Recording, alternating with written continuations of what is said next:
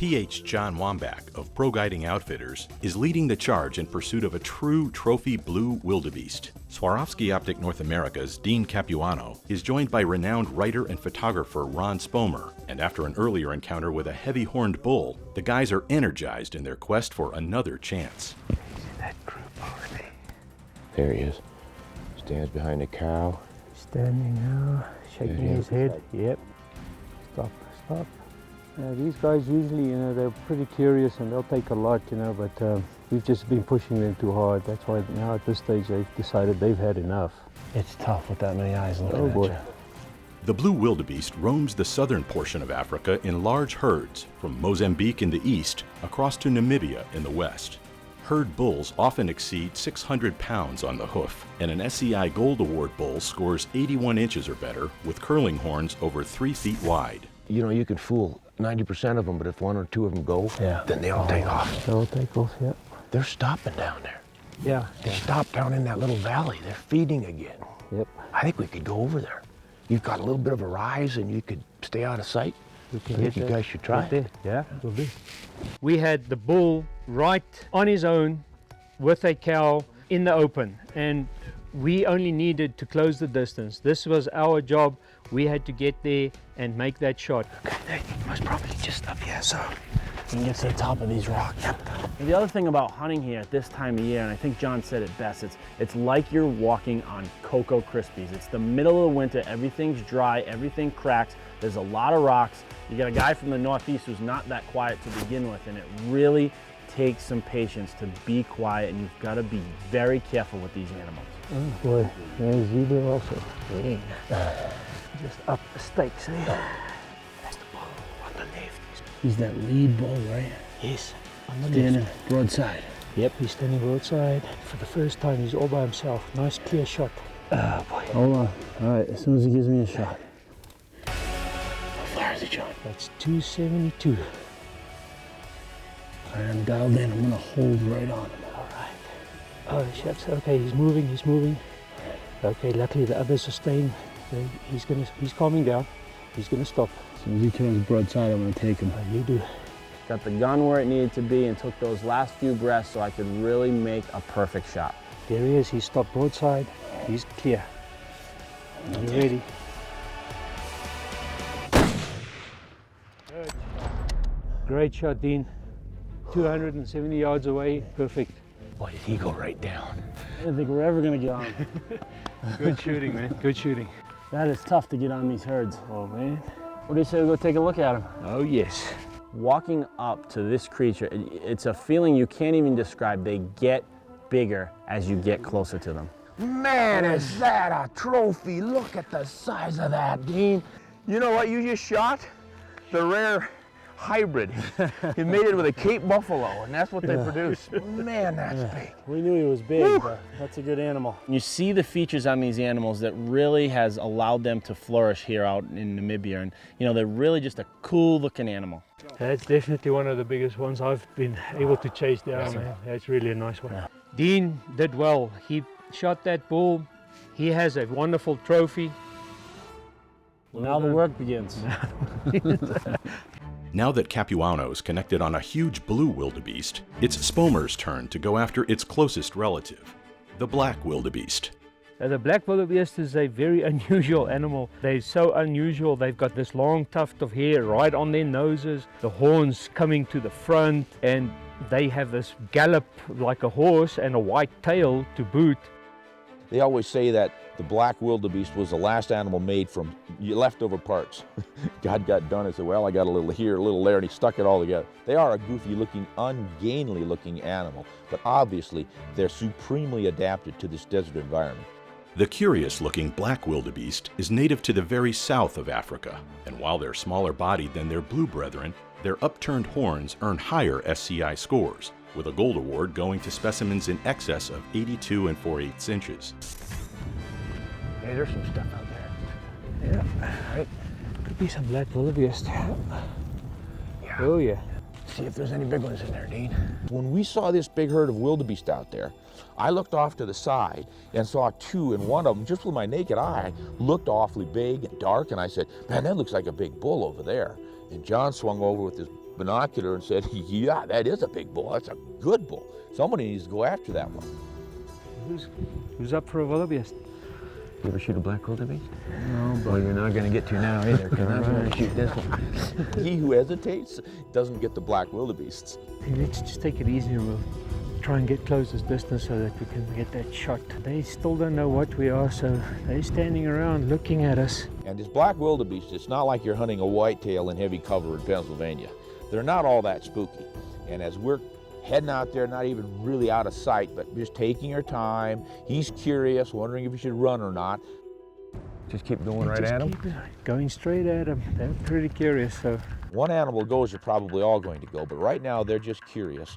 So we sit down at 200 yards with a 7 rem mag. That's a slam dunk shot. Well, I got a face-on shot here, guys. I don't think we want that, do we? Don't worry, just Let him take turn them easy. broadside. We're right at 230 there.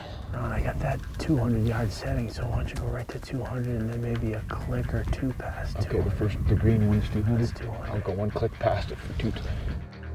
Ron's using Swarovski Optics' precision ballistic turret system to lock in his range on this rangy plains animal. Designed back in Austria with pressure-packed shots in mind, this Swarovski scope is perfectly matched with the HS Precision gun to finish this black wildebeest with one shot. So we waited and waited, and as we did, that animal got more and more curious and he'd come closer to us. Hey, look, he's coming closer. He's curious. All right, there we go. So when he turned broadside and stopped, I took a shot quickly. Nice shot. Nice shot. Good shot. We heard the good thump and he kicked up his heels and tipped over.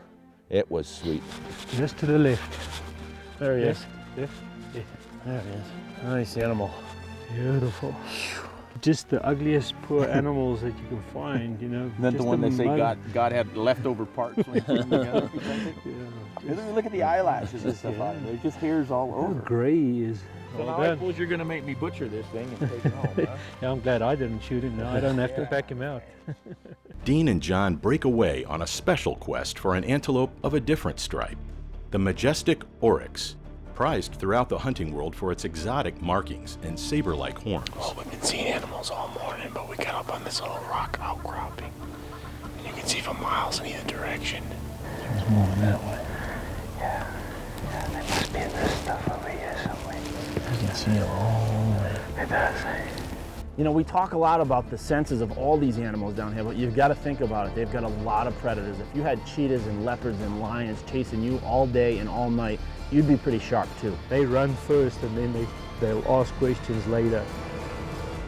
If you're not quiet and you don't have everything else working for you, you're not going to be successful. The awe-inspiring oryx, also known as the Kalahari gemsbuck, is a big-bodied antelope with long horns that drive hunters wild. The SCI Gold Award rack will score 92 3/8 or better, but every oryx is an impressive trophy.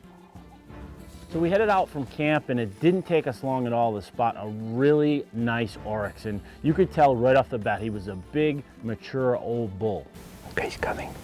We don't have a shot. As soon as they bust out of the country, you kind of just got to move on to the next one. And That one big one, there were 9 different ways he could have went. The one way we didn't want him to go, that's the way he went. They went that way. you kind of felt like the wind was out of your sails. And all of a sudden, Head had lashed out with this kakakoko, and basically that meant get down because he saw some legs moving through the brush. It's a female.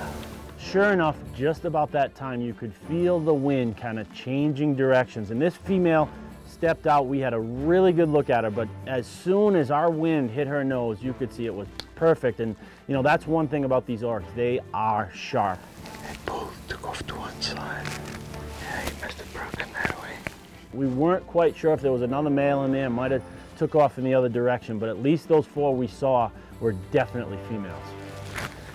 Oh well, that's how it goes. That lead cow, she knew something. Yeah, she picked us up immediately. You must stink. We had only been hunting an hour and a half and we'd already put a couple of stalks on these oryx. And that's the one thing, it's a little bit frustrating as a hunter that you're not getting on these animals to make a shot, but also we are knee deep in oryx and I'm just having a blast. And Sure enough, you know, another half hour went by and we spotted this really good bull, and right off the bat you could tell he was a big, old, mature oryx. Okay, there we've got 2 females and that bull that we've been chasing. They're coming in this direction. They don't know we're here. They're nice and calm, so we don't have to rush this. You know, I kind of talked to John, and John said, okay, let's try and get up a little bit further, but we've got to be really quiet because we were now in this animal's house and we were getting close. You know, at that point we were probably 125 yards, but we felt like we needed to get a little bit closer to really have a good target. That's 63 yards. So we closed on this animal another 20 yards and we set up on the sticks. He had no idea we were out there. Even the females were walking around, they were grazing, they had their heads down, and that gave us the opportunity to sneak up on them. Just right behind that bush. The big bush. Yeah, the big bush right in front. At this point, now I could see him a little bit better. He was still in the grass, but you know, we had a little better vantage point and I could see the horns, I could see a lot of his neck and most of his body. So, you know, we had gotten to that point where we started to really need to think about taking a shot. Female's off to the left, right? Yes, yes. He's broadside to us. Yeah, he's coming out into that opening. And he's right there at 64 yards. I got brush in the way, but it's mostly grass. I can take him right through there. Okay, just remember right on the shoulder there. Remember to go a bit deeper. Wait, he's moving. Okay, all right, you can take him now. Okay. Okay, he's down. Come, let's go. Before I even got the second round in the chamber, John was like, let's go check him, let's get up on that animal just to make sure he's down, and we were off running. He's good. He's down. Yeah, he's good. He's down. Walking up to one of these magnificent creatures is just a feeling you'll never ever forget. I mean, obviously I remember every single hunt that I'm on, but there's certain ones that just have a special feeling. And this animal is, you know, there's no ground shrinkage and it's just an amazing, amazing creature. Oh yeah. Excellent. Well done. I'll tell you what, Well done. they look big on the hoof. They look bigger when you get here. He's a great old man. Big old animal, huh? Yes, sir. Well, thank you. Well done. Excellent day. Well done once again. Thank you. Don't get hit out. Thank you.